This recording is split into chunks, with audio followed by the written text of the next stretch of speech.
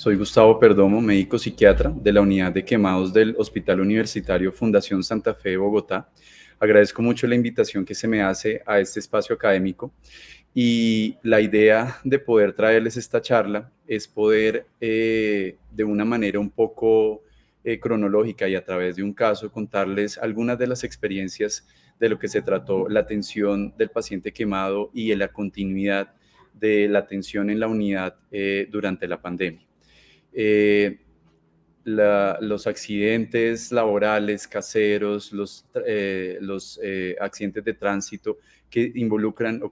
una quemadura nunca se detuvieron a pesar de la pandemia. Y para nosotros como equipo fue un reto muy importante el que pudiéramos hacerle frente a continuar la atención de este tipo de pacientes a pesar y gracias a la pandemia. Cuando digo a pesar y gracias es porque, como todos muy bien lo hemos experimentado de primera mano, el hecho de haber tenido que cambiar toda la vida y con un mundo que se detuvo parcialmente, no implicó que se detuviera la atención en salud y mucho menos la necesidad de poder brindar una atención al paciente quemado.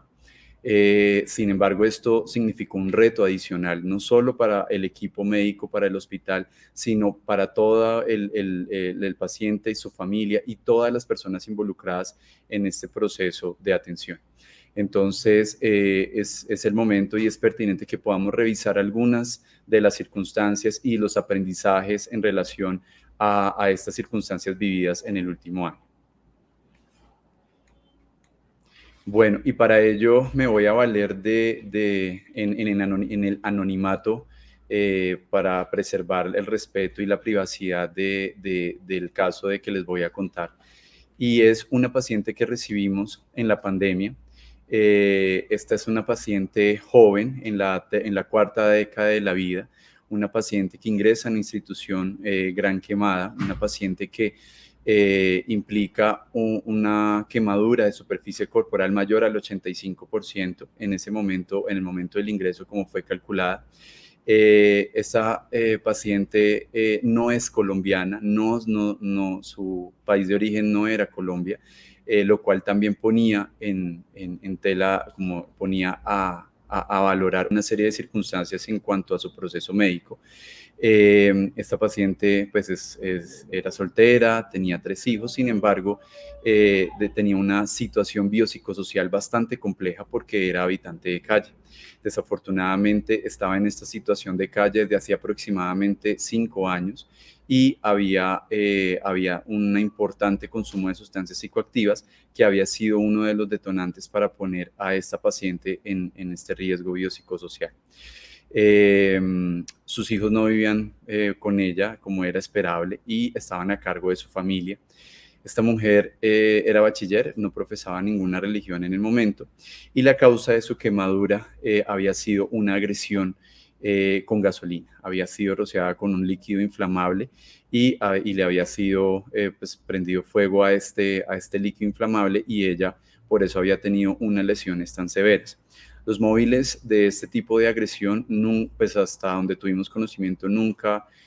fueron esclarecidos y pues la paciente ingresa en un estado bastante complejo para ser atendida en nuestra institución. Hay que tener en cuenta que pues esta paciente procede de un sitio, de una isla del Caribe donde tenemos mucho turismo, donde la idea que se asocia con esta circunstancia es esta isla o la estancia en este lugar. Es un sitio de mucho descanso, de placer, de turismo, de muchas otras situaciones muy ajenas al caso que les estoy contando. Y es aquí donde entra una de las principales circunstancias que en esta paciente y que en otros pacientes que no son quemados también es importante poder revisar. Desafortunadamente, el consumo de sustancias psicoactivas es uno de los problemas principales de salud pública a nivel mundial y durante la pandemia muchos de los pacientes con esta enfermedad médica, porque recordemos que la enfermedad adictiva sigue siendo una enfermedad médica y no sale del ámbito clínico como tal, sino que también los profesionales en salud mental entendemos como una circunstancia con una base neurobiológica. Y las personas que sufren de esta enfermedad adictiva empezaron a enfrentar una serie de circunstancias durante la pandemia. Desafortunadamente, con el cierre de los centros ambulatorios y la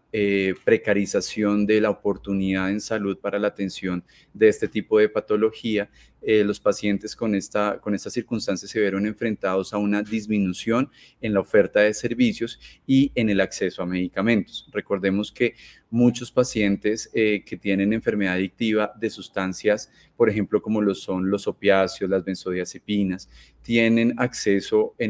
pues en el mundo a terapias de reemplazo con agonistas. Y desafortunadamente con el cierre no solo de centros de atención, sino con el cierre también de los accesos a consultas ambulatorias, pues muchos de estos pacientes se vieron enfrentados a tener que volver a recaer en el consumo para evitar un síndrome de abstinencia y pues todo lo que eso conlleva.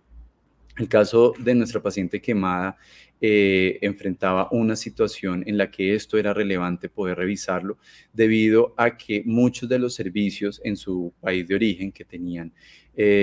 pues que estaban como abiertos a la atención, fueron cerrados durante la pandemia. Y eso muy posiblemente a nuestra paciente y en general a otros pacientes con este mismo tipo de patología se vieron enfrentados a un aumento del consumo, el cual pues ya venía siendo un problema dentro del caso particular de ella. ¿Esto a qué nos conlleva pensar? A que este tipo de personas o de pacientes son personas mucho más vulnerables en situación de pandemia. Desafortunadamente, y como era el caso de nuestra paciente, no había una red de apoyo específica que pudiera hacerle frente o de la cual nuestra paciente pudiera hacer uso en situación de la parte de los medicamentos y de todo eso a lo que pudiera tener acceso. Ello también hace, cuando tenemos exacerbación de una patología, que aumenten los costos y que haya un riesgo de contaminación. Recordemos que el paciente habitante de calle es un paciente que no tiene acceso a las necesidades básicas para subsistencia y por ende no, pues muy seguramente no tenía acceso a los elementos de bioprotección de los cuales se aboga en todo el mundo para evitar la diseminación y contagio del COVID-19.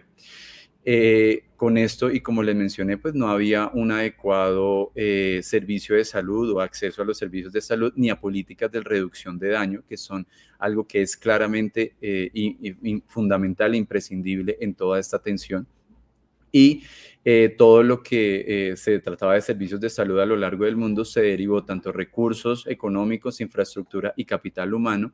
hacia la atención del COVID, como era esperable, pero en donde eso permitía que hubiera un bache en la atención de este tipo de pacientes. Y eso también llevaba a exacerbar situaciones de base como lo son la discriminación, el rechazo y la criminalización de las personas con enfermedad adictiva. Y pues lo que eran, por ejemplo, los hogares de paz o los hogares sustitutos en los cuales se convierte uno de los pasos en procesos de rehabilitación de consumo, pues obviamente estaban cerrados o dejaron de recibir pacientes o dejaron de ofertar servicios a lo largo del mundo. Entonces, en este contexto estaba asumida nuestra paciente quemada. Adicionalmente, tenemos que ver una circunstancia muy específica a nivel de salud mental con esta paciente y es la violencia de género a la que se ven enfrentadas varias y varios de nuestros pacientes quemados atendidos en nuestra institución. Es importante recordar que esta paciente había tenido una lesión por agresión dentro de su contexto de habitante de calle, o sea, es decir, esto no había sido un accidente y para nosotros como parte del equipo de salud mental de la unidad era muy relevante poder hacerle frente no solo a la situación de acompañamiento, sino a algunas posibles secuelas traumáticas a nivel mental que pudiera llegar a presentar esta paciente. Aquí es importante también recordar que desafortunadamente la pandemia también tuvo un efecto principal o un efecto muy fuerte en este fenómeno. La cuarentena en general para la violencia de género fue un factor de riesgo muy grande para el aumento de los casos. Y en el caso, por ejemplo, de agresión a mujeres y violencia intrafamiliar hacia la mujer y feminicidio, se aumentaron los casos exponencialmente. Esto también venía sumado a que durante la pandemia, en los contextos de casa, se vieron disminuidos los ingresos de gran parte de la población en todo el mundo, sobre todo de la clase media y de la clase más vulnerable, clases bajas, y en países como el de nosotros, en los cuales tenemos población de extrema pobreza o en situación de extrema pobreza. Entonces, esto también es un contexto relevante al evaluar a nuestros pacientes quemados. Los tipos de violencia de género más claros en los cuales se vieron exacerbados durante la pandemia lo constituyeron la violencia psicológica, la violencia física, la violencia sexual y la violencia económica. Recordemos que esta disminución de ingresos lo que pudo hacer, o lo que en muchas ocasiones se vio, fue que exacerbaba las brechas de género en las que ya estaban sumidas muchas mujeres y muchos otros géneros en condición de vulnerabilidad para la aparición de este tipo de violencia. Los feminicidios, como les comento, también aumentaron, y lo que pasó fue que se empezaron a profundizar las inequidades ya existentes en este contexto. Entonces, en este background también estaba sumida nuestro paciente, y era muy relevante poder mirarlo a largo plazo. Y la otra circunstancia muy importante con nuestra paciente era el analizar cómo su situación de calle y la pandemia habían también podido ser un factor influenciante en toda su situación clínica. Hay que entender que el aislamiento siempre provocó, pues, el vaciado de las calles, la cuarentena que rigió en la mayoría de los países del mundo. Lo que hacía fue que las calles estuvieran más solas y que no tuvieran transeúntes. Y los transeúntes son el principal medio de subsistencia de los habitantes de calle, ya sea por algún tipo de trabajo informal que pudieran realizar, o simplemente por el pedir dinero a través, pues, a otras personas. Entonces, esto aminoraba y ponía aún más en riesgo sus condiciones de salud, y aspectos como la seguridad alimentaria se veían mucho más comprometidos en una circunstancia como esta. El hambre, la sed, la ausencia de los lugares para bañarse, como les comento, de lugares de paso que ya estaban cerrados y donde no podían satisfacer las necesidades fisiológicas básicas, se convirtieron en su vida cotidiana. Cuando esta paciente llega a nosotros, ya habían transcurrido al menos unos 5 meses de declaración de pandemia en la mayoría de los países de Latinoamérica, y pues seguramente esta paciente también había sufrido gran parte de esta repercusión en el modus vivendi debido a la cuarentena. Y pues el habitante de calle, hay que entender lo que no se puede aislar. El habitante de calle no tiene un entorno cerrado donde se pueda aislar, y pues por lo tanto esto también iba a limitar mucho lo que era la compra de alimentos, la compra de agua y la postura de medidas preventivas que pudieran mitigar el contagio de COVID-19 en esta población. Entonces eso hace que, digamos, las inequidades y las brechas psicosociales que repercuten en salud fueran mucho más marcadas. También es importante entender que esta paciente ingresa o es tratada aquí en Colombia, como les mencioné inicialmente, cuando no tiene una circunstancia, cuando no es una paciente originaria de aquí. Y eso también es un fenómeno que se vio mucho en pandemia, y donde la población más vulnerable durante este fenómeno, durante el fenómeno de la pandemia, fue la población migrante. Claro, nuestra paciente migraba a Colombia en un medio o en un entorno de salud, pero como ya lo vamos a ver más adelante, no solo esto implicaba una serie de cambios culturales a los cuales nuestra paciente tuvo que adaptarse desde el idioma y desde otro tipo de circunstancias sociales, sino que también lo tuvo que hacer su familia, como ya lo vamos a hacer más adelante. Es importante entender que el COVID-19 afectó y aumentó esa situación de vulnerabilidad en la cual las personas migrantes ya encontraban una vulnerabilidad previa. Recordemos que los migrantes en muchos países no cuentan con una seguridad en salud, una seguridad alimentaria y una seguridad social que pueda proveerles el mínimo necesario para su subsistencia. Y esto, a pesar de que nuestra paciente ya estaba en un contexto de salud en donde podría recibir todo, no lo era así para otras circunstancias sociales de su atención en salud y, como les mencioné, para su familia.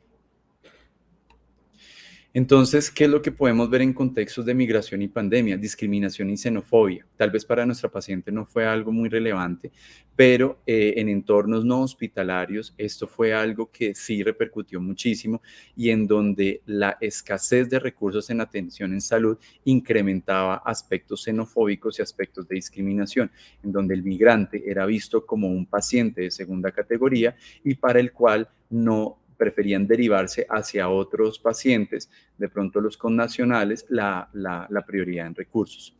Como les mencioné, pues esto hace que este tipo de población sea muchísimo más vulnerable y que en su mayoría las políticas gubernamentales no lleguen a aplicarse a este tipo de población. Y debemos recordar también que esta es una población que se mueve más que todo en la informalidad para su subsistencia económica y para lograr garantizar algún tipo de ingreso para su subsistencia. De esta forma, esto hace que nuestra paciente, aunque estaba en un contexto de salud, como les menciono, sí tenía unas circunstancias de riesgo adicionales a las que ya hemos mencionado previamente por su situación de migrante. Eh, entonces, y como para hacer una pequeña síntesis, hay que entender que esta paciente no era una paciente quemada habitual, era una paciente que fue agredida en una condición de habitante de calle con una vulnerabilidad ya previa, que tuvo que recibir atención médica en un país diferente, en donde su familia tuvo que viajar en medio de la pandemia. Afortunadamente, la familia logró ser contactada y se convirtió en la principal red de apoyo de la paciente estando aquí hospitalizada en nuestra institución, pero con unas salvedades, ¿no? En condiciones normales y teniendo en cuenta que el caso de J era un caso bastante importante desde un punto de vista biopsicosocial de su salud mental, lo más esperable es que uno pensara que esta familia era una familia ya golpeada por el fenómeno de la enfermedad adictiva de J y que eso también repercutía en cómo iba a responder esta familia ante la condición nueva de salud o la condición crítica de salud en la que estaba J. Lo más esperable en unas condiciones en esto es que su mamá, que era su principal responsable y su principal acudiente, no tuviera que viajar sola, sino que pudiera viajar con alguien de su familia, de la red de apoyo, para poder hacerle frente a la situación. Sin embargo, en el contexto de pandemia, no solo por las restricciones aéreas que había en ese momento, en donde solo se podía viajar si había un justificante de catástrofe familiar y que había que justificar muy bien y a nivel legal, sino que también eso implicaba que llegara una mamá de J sola a un país completamente desconocido y con una barrera idiomática importante y que llegara a hacerle frente al acompañamiento de lo que significaba el apoyo a J, que era una paciente crítica. Y las particularidades que eso implicaba. No solo fue dispendioso y complejo el que ella se desplazara a nuestro país, sino también que ingresa a un país que se encuentra en cuarentena. Entonces, eso hacía que la mamá de J discurriera entre el hospital y la casa, perdón, el hotel, porque ella no contaba con ningún tipo de red de apoyo en Colombia, del hospital al hotel y del hotel al hospital, en una ciudad que estaba en cuarentena, en donde no se podía salir, no se podía hacer absolutamente nada, había restricción de visitas, entonces la mamá de J no podía estar permanentemente en la unidad precisamente por las restricciones en cuanto a COVID-19 que regían en todo el hospital. Sin embargo, esto se flexibilizó un poco en el caso específico y en donde también el desplazamiento no solo de la mamá de J, sino de otras personas de la red de apoyo implicaba un cambio laboral y una serie de intervenciones adicionales para evitar un detrimento de las situaciones laborales de los familiares. Entonces, en este contexto también estaba J y la familia de J. Y recordemos que de todas maneras, esta mamá de J que acudía a un país desconocido en una ciudad en cuarentena, del hospital al hotel y del hotel al hospital, incrementaba en gran medida el riesgo de burnout del cuidador, siendo ella la única cuidadora con la que contaba J en nuestra institución y en el país. Entonces, eso nos lleva también a considerar otros aspectos como lo son el trauma y la pandemia. Resulta que los eventos traumáticos, como era el de J y muchos otros eventos traumáticos, como lo son en atención por urgencias, los accidentes de tránsito, los accidentes caseros o cualquier otra circunstancia de este tipo, se vieron aminorados o se vieron en una situación en la cual se restringieron o se derivaron muchos recursos hacia el control del COVID, hacia la atención del COVID-19, pero el trauma siguió apareciendo. Entonces, eso iba de la mano a la restricción de procesos quirúrgicos que no eran programados, pero que eran, por ejemplo, derivados de eventos traumáticos y que se tenían que tener y que se tenían que realizar en gran escala.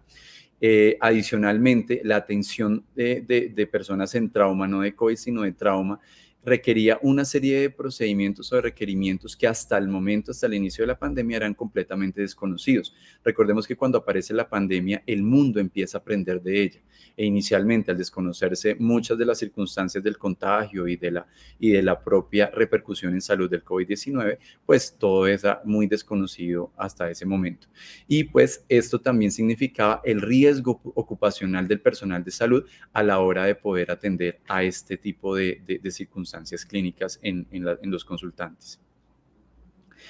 Adicionalmente, y como era el caso muy específico de J, ¿qué pasaba con las relaciones interpersonales, la violencia intrafamiliar y la situación de pandemia? Resulta que, como lo mencionamos previamente, pues se vio una exacerbación de la violencia de género, hubo un aumento del abuso doméstico, hubo un aumento en la literatura reportada durante el COVID, durante la pandemia, de aumento el uso de alcohol y de otras drogas, de otras sustancias psicoactivas en entornos de casa, en entornos del núcleo primario, muchas situaciones de frustración emocional y un aumento de esos estresores familiares. En el caso de J venía con una situación biopsicosocial bastante compleja antes de su quemadura y en donde, pues cuando se empieza el proceso de salud y llega a su familia, estas dificultades y estos estresores estaban presentes en ese momento. Claro, afortunadamente, digamos que se pudo hacer una intervención y un acompañamiento desde salud mental, tanto para J como para su familia, pero hay que entender que todo esto tenía una larguísima data en relación a la historia personal de esta familia y de J específicamente, y pues hacerle frente a esto en una situación de crítica de salud y todo eso se hacía muchísimo más complejo. Y para el equipo terapéutico en general, no solo por salud mental, sino el equipo de rehabilitación, los cirujanos plásticos, el personal de soporte metabólico, el personal de enfermería, para todos significó un reto el poder hacerle frente también a todas estas circunstancias intrafamiliares en la atención de J, porque pues recordemos que esto es un manejo integral y que ese tipo de circunstancias no se pueden dejar de lado. Como era pues esperable imaginarlo, pues J y su mamá tenían una relación distante desde hace años. De hecho, era la mamá de J quien cuidaba de los hijos de J, ya que pues J estaba en situación de calle. Y la última vez antes de la agresión que se habían visto ellas había sido un año antes de la aparición del accidente.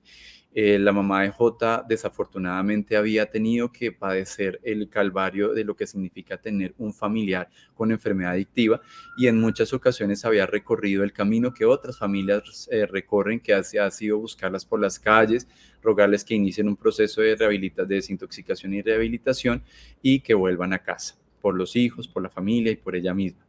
J tenía hijos en la adolescencia y en infancia, y pues en la infancia de 16, de 11 y de 6 años, que no veía hace 4 años. Y pues la situación que había previa era que J se rehusó siempre a iniciar algún tipo de proceso y continuó en las calles hasta la quemadura. Todo esto era algo que no podíamos desatender en el contexto de la atención de J. Todo esto era supremamente relevante y fue un factor influenciante para todo lo que pasó después con ella.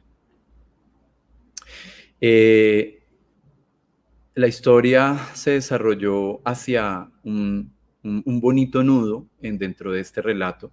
Tuvo un avance muy importante a nivel de salud, después de muchísimas, y dejé abierto el número de intervenciones porque creo que entre curaciones, injertos y procedimientos quirúrgicos mayores, incluso abdominales, porque J llegó a presentar una complicación de asas intestinales durante su estancia intrahospitalaria, y fueron incontables los procedimientos e intervenciones quirúrgicas que se le realizaron. Sus heridas en su mayoría sanaron, estaba caminando, se comunicaba y había salido de un terrible delirium, de un cuadro confusional agudo muy bravo que presentó durante gran parte de su hospitalización y que tenía relación obviamente con su situación médica, pero también con sus antecedentes por salud mental. J y su mamá habían estado juntas casi todo el tiempo, a pesar de lo que significaba el riesgo de burnout en la mamá de J, la estancia permanente casi en la hospitalización, y donde el equipo de salud mental empezó también a hacerle un acompañamiento a ella para evitar, como les mencioné previamente, el burnout, e incluso también alternadamente por las restricciones aéreas. La hermana de J también pudo venir aquí y estar con ella. J estuvo un promedio de unos 4 o 5 meses hospitalizada, estuvo un muy buen tiempo. Sin embargo, y donde el desenlace de la historia no es el esperado y es ominoso, es cuando empieza a aparecer picos febriles, hay un deterioro de las constantes vitales, hay alteración del estado de conciencia, hay una complicación séptica en J, y que finalmente requiere una estancia en unidad de cuidados intensivos, y en donde requiere un soporte inotrópico y vasopresor, al cual desafortunadamente no tuvo una buena respuesta, y J fallece casi unos 4 o 5 meses después de haber ingresado a la institución, y más o menos de ese tiempo, unos 4 o 5 días adicionales después de la agresión física que había sufrido. Esto, y debemos decirlo, esto fue un gran impacto para todo el personal asistencial durante la pandemia. Obviamente fue un impacto para su familia, fue un impacto para todos, pero debo decir que el duelo que también se vivió en la unidad de quemados en el personal asistencial fue grande, con una paciente tan compleja, pero que se llegó a apreciar mucho dentro de la unidad, con su estancia prolongada y con todo lo que eso implica. Era esperable que el personal asistencial también hiciera un duelo, también hiciéramos un duelo por esta paciente. Y es acá donde es importante también reconocer cómo es que se lleva el proceso de duelo durante la pandemia. Hay que entender que el duelo se puede llevar por muchas situaciones. Uno puede considerar pérdida durante la pandemia, la pérdida de la seguridad económica, la pérdida de la salud física, la pérdida de la seguridad alimentaria, la pérdida de amigos por enfermedad, por aislamiento o por muerte o fallecimiento por COVID. La pérdida de las maneras en las que usualmente celebrábamos o hacíamos algún tipo de ceremonias. Lo más crítico ha sido lo que significa los duelos, los funerales y las exequias en pandemia, que eso ha sido muy doloroso para toda la población mundial. La pérdida de la seguridad y de la estabilidad, la pérdida de la sensación de libertad. Al estar aislados y en condiciones de cuarentena, sentimos que nos restringen y sentimos una pérdida de la libertad, una pérdida de los sueños futuros, empezar a pensar que ya no podemos realizar lo que esperábamos, la muerte, como es lo más esperable y lo más típico, y la estabilidad, incluso académica. Y también es importante entender lo que nos pasó a nosotros, lo que nos pasó como personal asistencial, no solo en la situación especial de J, comunidad de quemados en pandemia, sino lo que le pasó al personal asistencial durante la pandemia en diversas especialidades y en diversos ámbitos clínicos. Hay que entender que el trabajador de la salud estuvo expuesto de dos maneras, y estuvo expuesto no solo como persona, no solo con miedo a un riesgo ocupacional, a contraer un virus del cual se desconocía todo, pero que mataba y mataba muchísimo, el miedo a contagiar a otros, sino también el miedo y el dolor que significaba perder uno tras otro paciente por la pandemia. Entonces, este artículo muy duro, pero muy bonito, que habla sobre cómo el personal asistencial fue víctima, pero también fue testigo de todo lo que fue la pandemia en el COVID-19. Hay que entender que la estancia de Jota fue fruto de muchos esfuerzos y de mucha empatía por parte del personal asistencial y por parte de su familia y de ella misma hacia nosotros. No fue un proceso fácil, no fue un proceso para nada simple, y significó un esfuerzo importante desde la parte humana, desde todas las áreas, tanto desde Jota como su mamá, su familia y el personal asistencial, y fue un reto también desde el punto de vista humano.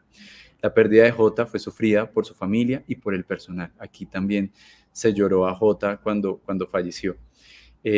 Frustración, tristeza, rabia fue lo más común en el equipo, y pues requirió que en dos casos tuviéramos unas pequeñas intervenciones individuales para poder hacerle frente a ello. Y como fruto de su estancia y de lo que pudo habernos enseñado, es bonito pensar que la estancia de Jota y toda su condición y la oportunidad que nos dio la vida de acompañarla en sus últimos días fue una enseñanza para todos, y que tal vez fuimos más nosotros los que aprendimos de ella que lo que le pudimos brindar a ella durante su atención. Se intentó hacer todo lo mejor por Jota y esperamos que ella lo haya sentido así. Este pequeño espacio en donde revisamos un poco todos estos aspectos de los pacientes quemados y de la pandemia, es algo que surge en torno a ella, y que también es un homenaje también a todo lo que se vivió con ella en este tiempo. Muchísimas gracias por su atención.